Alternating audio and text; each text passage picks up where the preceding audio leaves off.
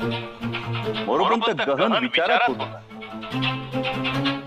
शाहिस्ते खानाच्या छावणीतली काही महत्वाची खबर की काही मोठी हालचाल?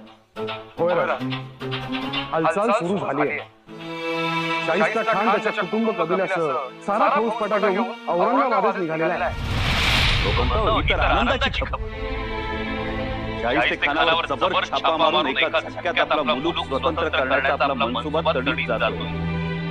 आता शाहिस्ते खान जिथं जिथं त्याचा तोडका हात घेऊन जाईल तिथं तिथं मराठ्यांची दहशत बसेल.